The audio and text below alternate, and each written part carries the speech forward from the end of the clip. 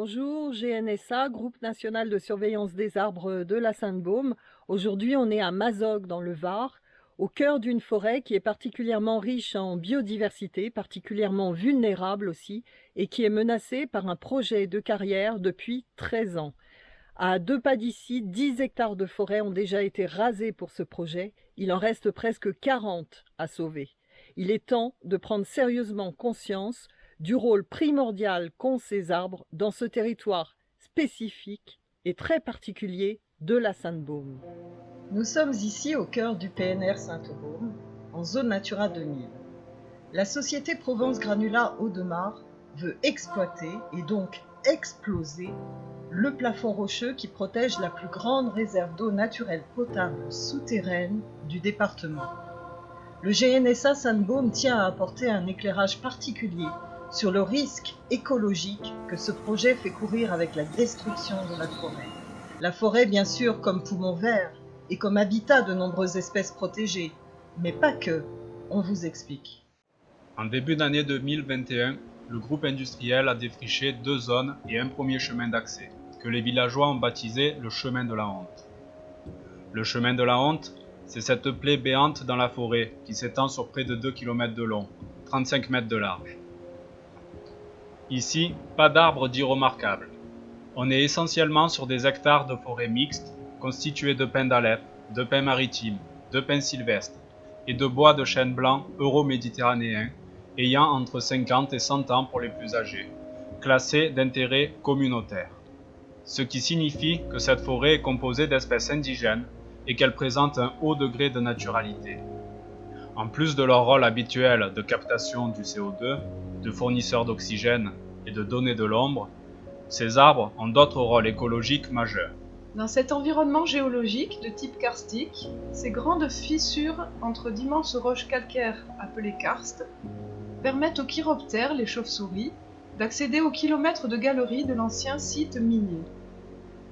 Elles y trouvent les températures et l'hygrométrie idéales pour accomplir leur cycle de vie. Ces gîtes à chiroptères ont été classés d'importance majeure par le département. Les arbres jouent ici un rôle primordial en tant que repère visuel pour les chiroptères en vol. Dans ce sous-sol, une réserve d'eau de 7 millions de mètres cubes s'est constituée de manière naturelle. Les racines de tous ces arbres permettent aux eaux de pluie de s'infiltrer vers les profondeurs. Lors des forts épisodes pluvieux que peut connaître le Var, et qui risquent de s'accentuer dans l'avenir, les arbres ralentissent le ruissellement des eaux. Ils diminuent ainsi la rapidité des montées des crues de la rivière du Carami, tout en augmentant le remplissage de la réserve d'eau et des sources. Dans le vallon de l'Épine que traverse le chemin de la honte, les feuillages créent aussi de l'ombre au-dessus des ruisseaux et des mares, ce qui réduit l'évaporation et permet à la vie des mares temporaires d'avoir le temps d'effectuer l'ensemble de leur cycle. Le tétard, par exemple, a le temps de devenir adulte avant que l'eau ne soit entièrement évaporée. Le système racinaire des arbres réduit l'érosion des terres sur les pentes abruptes et réduit ainsi le comblement du cours d'eau ou des mares. Les racines viennent également purifier les eaux de pluie, parfois chargées en polluants, provenant notamment de la route départementale se situant à quelques mètres de là. Et enfin, les branches servent également de poste de chasse pour les rapaces, tels que les circaètes ou les buses, et bien entendu, avec tous ces paysages variés, ce territoire est l'habitat de nombreuses espèces protégées. La situation actuelle, c'est que le groupe Audemars a déjà effectué ce qu'ils appellent des travaux préparatoires, du défrichement et du terrassement. En réalité, une mise à nu de cet écosystème sur 10 hectares environ. Différentes actions juridiques sont en cours pour stopper ce projet. La plupart sont portées par le collectif anti-carrière de Mazogues.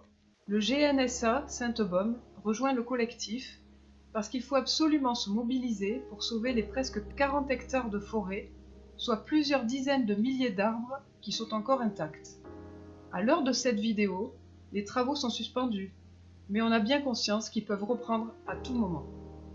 La carrière de Mazogues, c'est un dossier sensible à plusieurs niveaux. Et vraiment, nous vous invitons à regarder les vidéos qui traitent de ces différents aspects. Donc, rejoignez-nous, signez la pétition du collectif.